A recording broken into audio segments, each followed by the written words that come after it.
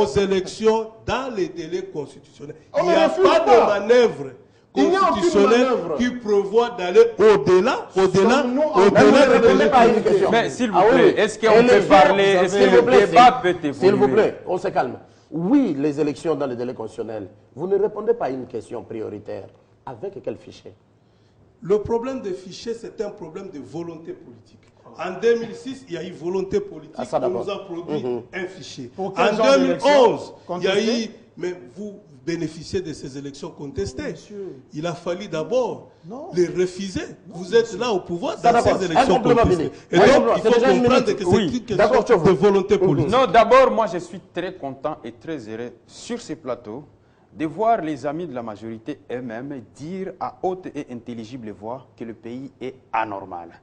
Deuxièmement, ils contredisent le président Kabila. C'est le président Kabila qui avait dit à la tribune des Nations Unies que le pays était désormais debout. Donc, merci beaucoup de nous démontrer que vous êtes contre la voix de votre autorité morale. Ça, c'est très bien. Vous comprenez?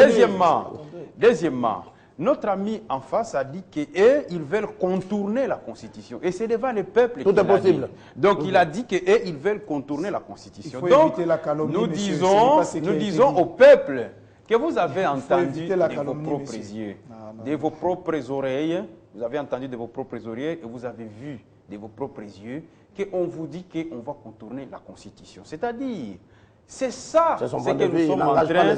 C'est ce que, mais il engage ici un parti politique. Attention Mathieu. Attention Mathieu. Dans ces cas, invitez-nous des gens qui engagent les structures. Parce que si vous nous invitez des gens qui... Vous donnez le point de vue... Je donne le point de vue de mon parti. Donc, quand vous dites qu'il est cadre du PPRD, moi je considère qu'il nous amène ici ceux qui discutent au PPRD. Donc, s'il est venu comme analyste politique, je peux comprendre. Laura Onyemba se présente comme analyste politique. Vous m'avez déjà vu lui acculer par rapport à une structure. Donc, moi j'ai dit... Attendez. J'ai fini mon argumentaire quand même, Mathieu. J'ai fini mon argumentaire, Mathieu, en disant ceci. Mathieu, nous pouvons organiser l'enrôlement, mais c'est un problème de responsabilité et de volonté politique. Moi, tout ce que j'ai dit aux amis, qu'ils arrêtent de se masturber l'esprit. Nous allons organiser ces élections, que ça vous plaise ou non. Parce que ce n'est pas... Nous allons décrocher et arracher un processus électoral dans les délais. Je comprends que vous amenez, vous déclarez déjà de voix insurrectionnelles ici à la télé parce que tout le monde comprend. Quand vous dites que vous allez, quand vous dites que vous, l'UNC, vous Billy Kambale, vous allez décrocher l'élection. Nous allons décrocher. C'est-à-dire saper la Constitution en violant les prérogatives constitutionnelles de la CENI. Je comprends que vous avez un autre plan. On vous a envoyé, mon frère. S'il vous plaît, monsieur, vous devez comprendre que vous êtes en train d'agir dans le faux. Ça, c'est la formation des Gorées. Ça, c'est la formation des Gorées. C'est-à-dire que préparer déjà une insurrection, montrer comment... C'est vous qui le dites. Oui, c'est clair, vous étiez à Gorée. Mon ex-secrétaire général, Vital Kamerhe, était à Gorée, qui, jusqu'aujourd'hui, je l'ai dit ici sur ces plateaux, continue toujours à vanter Joseph Kabila parce qu'il ne s'est pas dédié. Il a publié un livre, pourquoi j'ai choisi Joseph Kabila. Le monde scientifique saurait de partout aujourd'hui que le monsieur... Non, ça n'est pas du passé, parce que par parallélisme il est fort. Lorsque vous publiez... Ça vous ridiculise devant le peuple. Lorsque vous publiez un document scientifique, si vous voulez vous dédire, vous devez en publier un autre. Et jusqu'à preuve du contraire, le monde scientifique de partout, quand quelqu'un lit Vital Kamerhe, à Gorée saura que ces messieurs-là, c'est un partisan de Kabila. D'accord aussi, toi. D'accord aussi. Non, je vais dire à M. Billy Kambale. Mais pourquoi tu me contredis puisque tu dis que mon frère... Non, attention, Mathieu, il y a quand même des choses graves qui se disent. Mais pourquoi toi tu dis, attendez, Mathieu, je demande une minute pour répliquer. Il a dit des choses graves. Il avait la parole, je n'ai pas répondu. Je vais te répliquer, mon frère. Je vais vous dire ceci, monsieur. Ok. Préparez-vous à l'insurrection. Comme vous l'avez si bien dit ici, on vous a envoyé les dire, je comprends. Nous sommes en train de respecter la Constitution de fond en comble. Et cette Constitution ne sera ni violée, parce que la CENI, c'est l'organe compétent, habilité à organiser les élections. Lorsque la CENI dit... Lorsque la CENI dit que j'ai besoin de 16 mois, quiconque ne peut lui refuser... Ça, parce que ça fait partie la CENI, s'il vous plaît, la CENI a une obligation constitutionnelle de publier les calendriers et d'organiser les élections.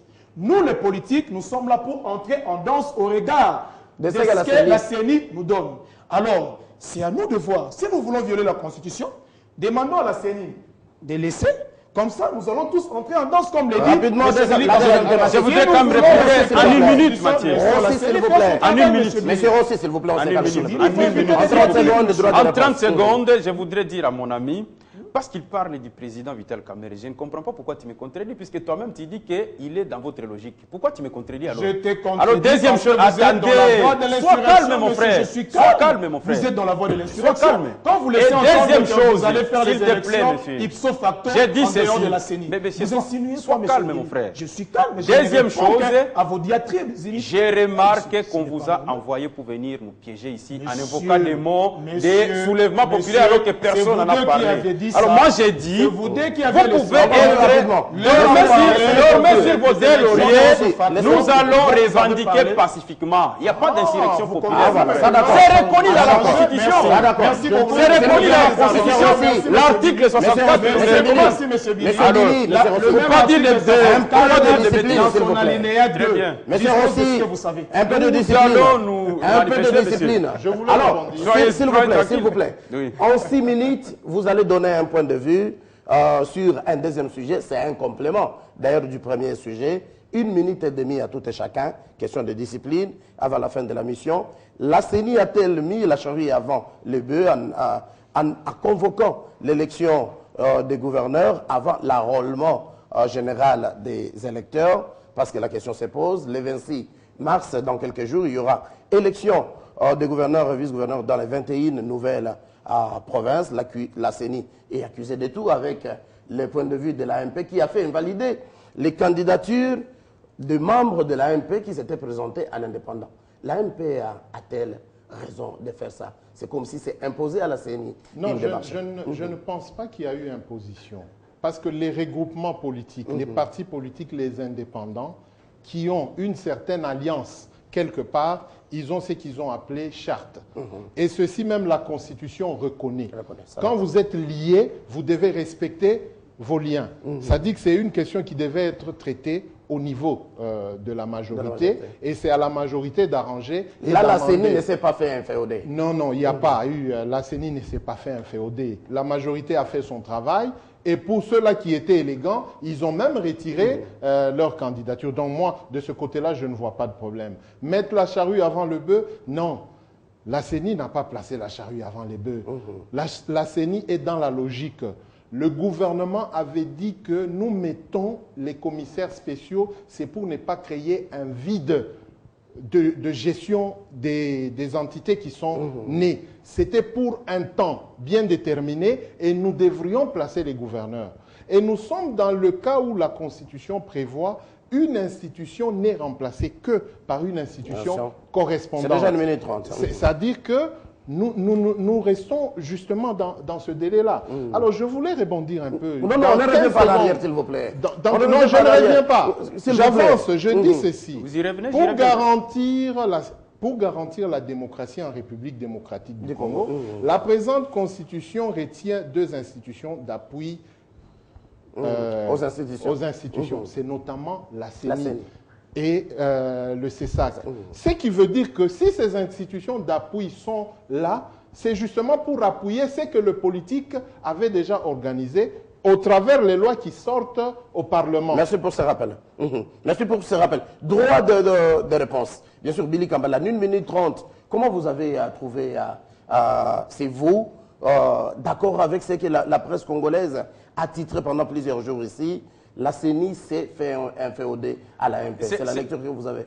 Dans les conditionnements, je ne pouvais même pas intervenir là-dessus parce que c'est de la honte. Mais par principe, j'interviens pour dire que voici la preuve que la CENI est un bras séculier de la majorité au pouvoir. Et c'est justement ce que même Nanga nous avait dit lorsqu'il avait reçu l'opposition, qu'il est sous la pression qu'on lui envoie d'aller au-delà du délai constitutionnel. Moi, je voudrais dire à vous tous, Mathieu, que lorsque la CENI, il faut que la CENI comprenne que sa technicité n'a que comme première base, je voulais dire, la Constitution et les lois de la République. Quand on dit qu'un citoyen a le droit de postuler en tant qu'indépendant, vous n'avez pas à juger par rapport à une injonction ou une instruction d'un parti politique. Vous avez fait les droits quand même. Vous avez chassé les membres de l'UNC qui s'étaient présentés au dialogue. Voilà. Vous les avez révoqués. Nous les révoquons, c'est dans le cadre de notre organisation. Les partis politiques attendez, les partis politiques sont des faits privés. Ça n'a rien à voir avec les institutions. Ça, c'est vrai. Moi, je vais vous dire ceci. La majorité, c'est parce qu'elle constate qu'elle est incapable de se gérer, qu'elle donne des instructions à une institution du pays. Ça ne peut pas se faire. Parce que les institutions du pays sont assujetties. Attendez, Mathieu. Si la CENI, l'AMP, la MP a suggéré qu'il y a des gens qui ont violé le mot d'ordre. Mais elle n'a qu'à sanctionner au sein de l'AMP. Ce sont des faits privés qui n'ont pas le droit de donner des instructions aux institutions. Voilà pourquoi nous disons, Mathieu, que nous n'allons pas cautionner cette imposture. Parce que c'est très grave. Les élections des gouverneurs, vous, l'INC, vous n'avez pas de candidat. C'est une violence. On a déjà réceptionné. Nous avions dépassé plus de 100. S'il vous plaît. Ne pas présenter des candidats aux élections. Attendez, Mathieu. On nous a dit ici qu'on voulait organiser les élections des députés provinciaux. Nous avons déposé une caution de plus de 105 000 $ pour les candidats gouverneurs. Jusqu'aujourd'hui, on n'a jamais députés provinciaux. Ça veut dire que pour nous, nous avons dit que c'est une question de principe. Ça veut dire que pour nous, la CENI nous démontre que les mêmes députés provinciaux de 2006 peuvent aujourd'hui élire encore des sénateurs. Donc, c'est une question de principe. Et nous nous disons non, on veut induire le pays en danger et nous disons que ces élections, c'est une affabulation, une parodie et nous ne pouvons pas accepter de telles affabulations. C'est en une minute, on respecte les timings. Élection des gouverneurs. Bon, je regrette que l'indépendance de la CENI. Son indépendance est mise en doute. Et je vais être plus précis en évoquant l'exemple de mon Katanga, le grand Katanga. Vous savez, tout ça arrive pourquoi? Parce qu'il y a la présence d'un homme qui gêne. Et cet homme, c'est Moïse Katumbi.